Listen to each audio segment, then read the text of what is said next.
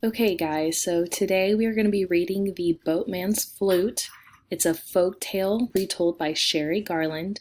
If you have not already gone and watched the video about what a folk tale is, you need to go ahead and pause and go back and watch that video so you get a better understanding of what it is. There might be some questions after that relate to that. Okay, so we're going to go ahead and start then. Once in the land of a small dragon, a wealthy man, Darren, lived in a large mansion on top of a hill overlooking a peaceful river. The mandarin had only one daughter, and her face was as beautiful as lotus blossoms in a pale moonlight that floated atop the river. The mandarin loved his daughter dearly and feared for her safety so much that all of her life he had never allowed her to leave the mansion. She spent her days and nights in her room high above the river, watching the world below. Servants brought her the most delicious dishes, and talented seamstress sewed her the finest gowns of silk. Musicians and poets sang to her the ballads of old. But never had the beautiful girl walked barefoot on the dewy green grass, nor plucked ripe fruit from the tree, nor run along the banks of the river, flying kites and laughing like other children. The only sunlight that ever touched her fair skin was the few pale beams that peeked through the dappled shade in the walled-in courtyard. One day, the mandarin's daughter sat beside her window, looking at the small boats and sampans gliding over the peaceful blue waters below. Some were loaded with fresh fruit from the mountains, others with bags of rice or baskets of fish, and some ferried passengers back and forth across the river. As she watched the activity below, one small gee caught her eye. The boatman stood up and skillfully steered the gee out into the deeper water with a long bamboo pole. Then he sat down. He placed a bamboo flute to his lips, and soon the most haunting, beautiful melody the girl had ever heard drifted up to her window. It was the sound of rippling waters and cool breezes, of tall bamboo and the night bird's song, all woven together. She watched the boatman, and as she listened to the sweet notes rise and fall, she imagined how young, strong, and handsome he must be. All that day the mandarin's daughter stayed beside the window until the sun began to set over the western mountain and the boatman steered his gee out of sight. That night she dreamed of the strange melody and imagined herself stepping into the boat beside the young man, whose strong arms lifted her abroad with grace and ease. In her dream they drifted along the peaceful river by the light of the full moon. The boatman explained to her all the strange and wonderful sights that unfolded before them. She experienced things that she had only heard about from poets. The sweet touch of the cool river waters on her hands trailing beside the boat, the gentle kiss of the night wind against her flushed cheeks, and the tingling fragrance of wild orchids hanging from trees in the nearby jungle. A smile flickered across her lips, even as she slept. She dreamed of climbing out of the boat, running barefoot through the thick green grass and plucking wild berries that burst with sour, tangy taste in her tongue. And when a green-eyed tiger roared deep in the jungle, the boatman held her tight.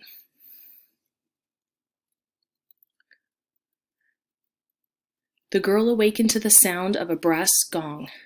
Without even stopping to taste the tray of delicacies laid out before her and her devoted handmaiden, the mandarin's daughter walked to the window and looked below.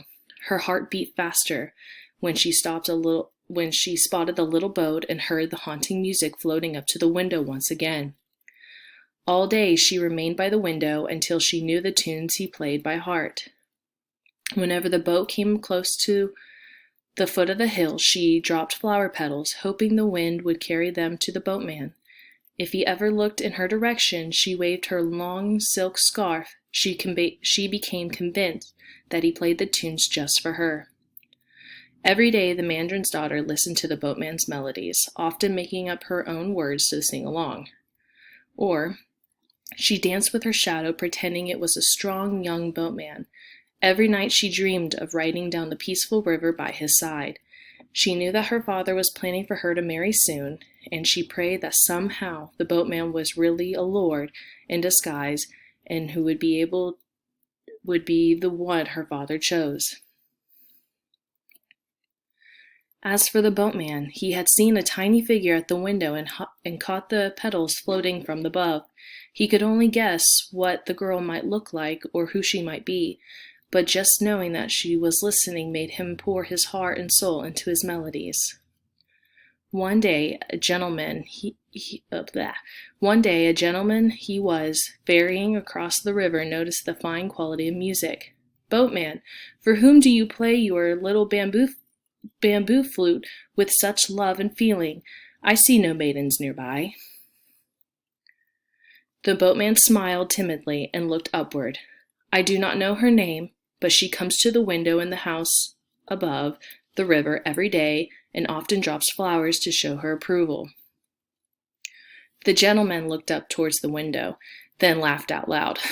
"You fool, young boatman, that is Mandrin's daughter, the most beautiful girl in all the land, and one who is sought after by most wealthy and powerful men, including myself. How could you be so foolish to think that she would ever love a common, plain boatman like yourself?" The boatman said nothing, but sadly put away his flute and steered the boat down the river, for it was growing dark. Better that I should leave now, while she is but a vision in my mind," he told himself. "If I ever see her face, I will never have peace again." So it was the boatman that decided not to go that part of the river anymore. The next morning, when she went to the window, the Mandarin's daughter did not see the small Yi. She thought of 10,000 excuses why the boatman might be late. As the day wore on, he still did not come. The girl's heart grew heavy, and tears dropped from her dark, sad eyes. She refused to lie on her bed that night, but instead knelt beside the window, staring at the dark river below. Another day passed, and the boatman did not come.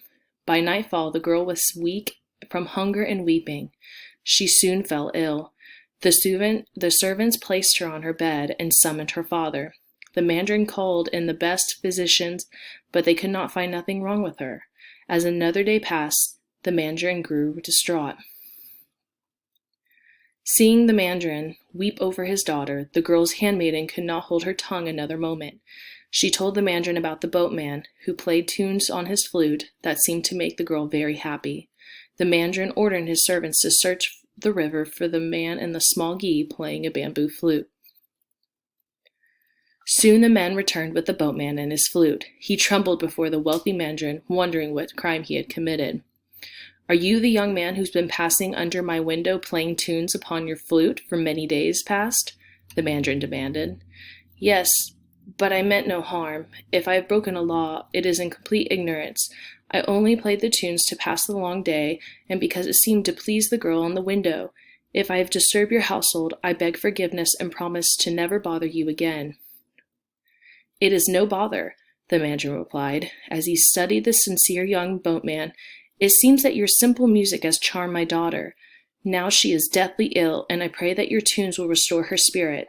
I have been searching the lands for the finest husband for my daughter, but if fate has something else in store, who am I to question? Play your flute again, and if my daughter chooses you above all others, then so be it."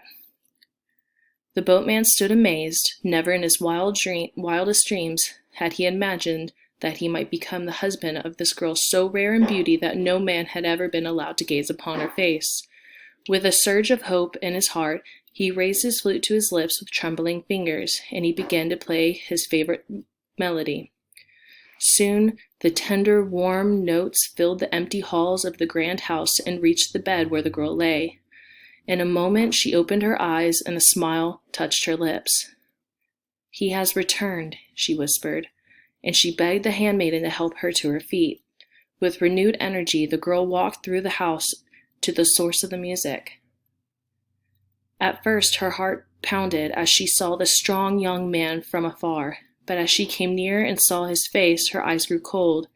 Though his body was young and strong, the boatman's face was ugly. Out of politeness, she gave a slight bow. "Thank you for playing the lovely music on your flute. I feel much better now. Father, please pay the boatman for his kindness and do not worry about me. I am over my illness." Quickly she returned to her room and once again looked out the window at the boatman's coming and going on the river below, wondering how she could have been so foolish to dream about a simple boatman. But the boatman's heart was torn apart. He had gazed on the face that men see only in their dreams. He refused to take a bag of gold the mandarin had offered, and left the mansion with heavy footsteps. No longer did he have the desire to play his flute, for the music reminded him of the beautiful girl. Neither did he have the spirit to work on the peaceful river, for it, too, reminded him of the girl. Everything he saw or did caused his heart to ache with great longing for the girl that he knew could never love him. Finally, many months after, he lay down and died of a broken heart. When friends and relatives prepared to send the boatman's body down the river in farewell voyage, they saw that it was gone. But in its place, where his heart would have been, lay an exquisite piece of green jade. A relative took the jade to a carver, who shaped it into the beautiful drinking goblet. Some time later, the relative sold the goblet to a mandarin, who gave it to his daughter. That night, the girl's mandarin served her cool water in the new gift. As the girl lifted the jade goblet to her lips, she thought she heard the melancholy tune that she had not heard in a very long time, something that was both sad and lovely.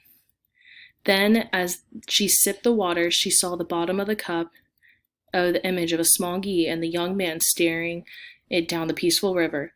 Suddenly the girl remembered the boatman's sweet music. She thought about all the happy hours she had spent listening to his flute, and the wonderful dreams she had because of him. Since he had left, no one, not even the most handsome suitors in the land, had made her feel such warmth and happiness. Now it seemed her days and nights were even longer and more empty than ever before. Her heart ached with remorse, and tears filled her eyes. "Dear boatman, your love was the truest I have ever known. You were good and kind, and I made a terrible mistake. Wherever you are, please forgive me," she whispered. A single teardrop slid down the girl's petal-smooth cheek into the goblet. When the tear touched the water, the goblet burst into pieces, and a breeze suddenly rushed into the window.